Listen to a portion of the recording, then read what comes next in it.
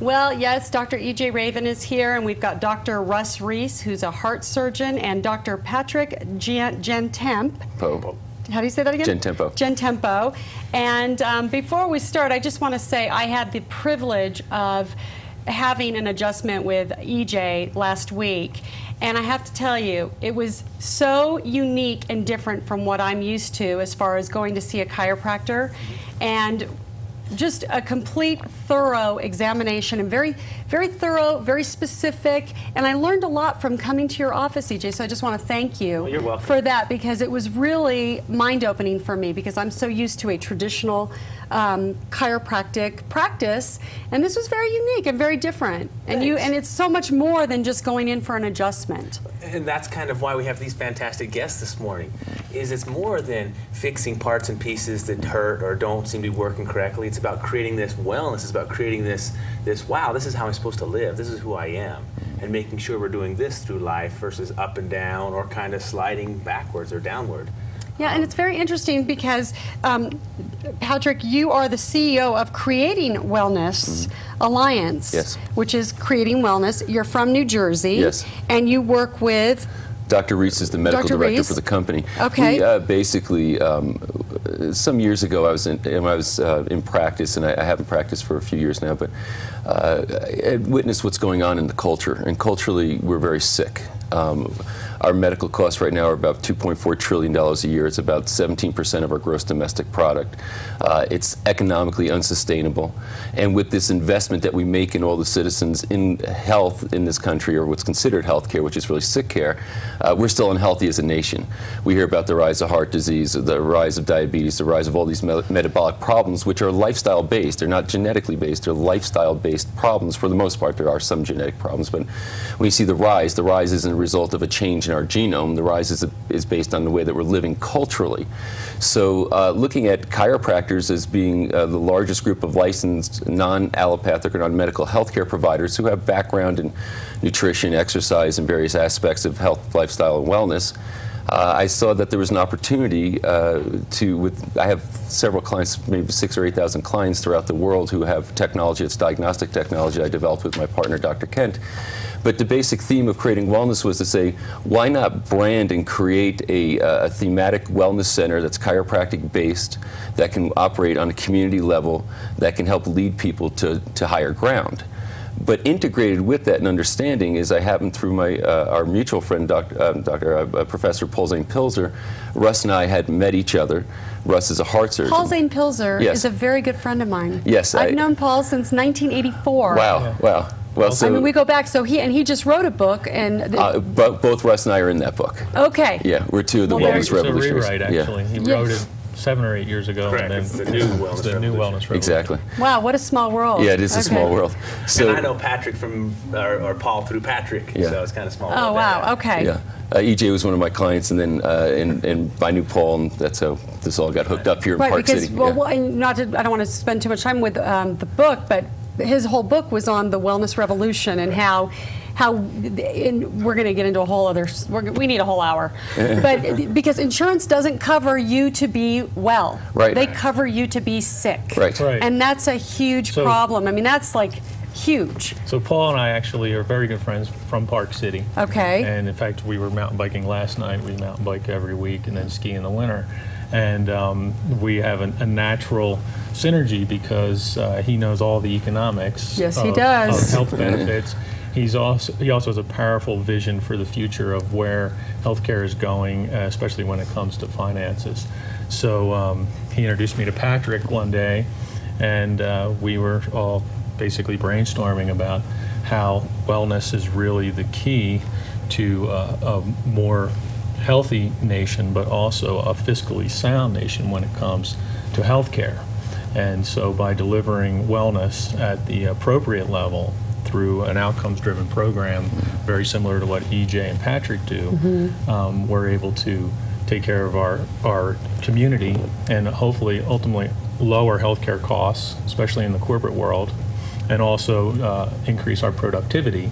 And from a selfish aspect, from my perspective as a heart surgeon, I have an easier time with patients getting in and out of the hospital if you're more fit, and that's what EJ was talking about earlier. We can talk about that too. Absolutely, and we were talking about, you know, when you go in to have something done, and look, we can practice wellness, and that's great, but things are going to happen. And you are going to have surgery, and you are going to have knee replacement, and things like that are going to come up during your life.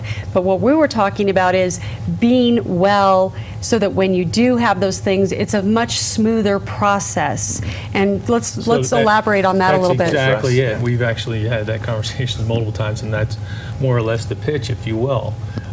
What I see is that actually at the stage of needing heart surgery, God forbid, there's really nothing you can do anymore at that point. You're in the hospital and you're going to go through a major procedure, and it's what I call running a marathon from a medical standpoint. Now, would you rather run a marathon and have prepared for it for the last 10 or 20 years, or would you rather run it cold? And that's exactly what it's like. It's a similar stress on your system. So if you can come to the table, come to the hospital, having taken care of yourself, eat right, you know, have a good mental capacity to get through that operation, watch your weight, all the things that you hear, good lifestyle choices for 10 or 20 years, you have a much higher propensity to get out of the hospital well and get back to your family and your activities of daily life.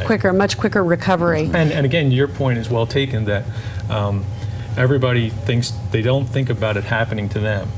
But the odds are that if you're 60, 70, 80, at some point you're going to face something, whether it's a car accident, you break a hip on the ice, you have genetic disease and you need an operation or a procedure, whatever it may be. You really want to be prepared for that. Right, and so it's like it's like your lifestyle up to that point, if it's been, you know, eating the right diet, exercising, and doing all these wellness techniques, just makes it so much easier. And that's one important context, is how you know, how well you're going to do when you face a major challenge. And everybody's going to face major challenges along the way, and when you're equipped to do so, you come through them much better. And the other aspect of it, you know, on the proactive side, is that what's your quality of life during that time? Correct. You make it to your 60s, your 70s, your 80s. Exactly. But the question is, how much quality is there in those years? I'm not using him as a role model for wellness, but Frank Sinatra said, "You only live once, but if you live like me, once is enough." And you know, so the whole idea being that you know, you don't want to have a regretful life, but really people are so sick. And what I try to tie it to is not so much, you know, how do you feel and how is your quality of life as far as you know, do you sleep better? I mean, those are important things. Right. But you really have to look at also what's important to you. Do you have kids or grandkids? Well, do you like to play with them? Do you want to have the energy to be able to spend time with them? Can you be a better parent? Can you be a better spouse? Can you be a better worker? I mean, what you do in your life has complete impact on how well you live. Patrick, aren't you surprised, though, at the amount of people that just don't even know what is available to them? They're so caught up in this cycle. It's like a little a mouse on this wheel that goes around and around, that they don't even know that outside that wheel there's so much choice. There's so much opportunity for wellness, and most people have no idea that it exists. How do you together, and I think it's very interesting that you're working together, a heart surgeon, chiropractor, and this whole wellness. You said earlier, Deborah, you know, coming in and seeing a chiropractor, you're surprised at the width of the experience. That I think is part of it, finding more. It's wow. There's a serious paradox in what you just said, and the paradox is simply this. Everybody that's watching right now, I would say that if I posed this question to him, the answer would be yes. If I were to ask the question, do you know something you could be doing that you're currently not doing that would make you healthier? Do you? Yeah. Everybody does. Everybody does. Everybody. If I ask that question to every patient I've ever seen, do you know something you could be doing that you're currently not doing that would make your life better or healthier? 100% of the time is yes. And I say, well, why are you coming here to spend money on me when you already know stuff you could be doing? So one aspect of the paradox is... They want you to confirm it, validate it. So here's the paradox. Everybody already knows stuff they could be doing. I mean, they know enough to make their life better in one aspect. The flip side is there is this whole world of opportunity that they also don't know about simultaneously, like what is the real impact of chiropractic? You know, how does chiropractic really help people? It's not really just for back and neck pain, but it's a whole body general health and wellness kind of a thing. Well, this is, I'm so sorry because we're running out of time, but this is a subject that seriously we should dedicate about 30 minutes to because I could go on. It's one of my favorite subjects, wellness and health and all that, and my director's yelling at me enough. So, but I mean, I'd love to have you guys come back on, maybe with Paul, a whole group, and just dedicate like the second hour to this because it is so important and I want people to know what's available to them.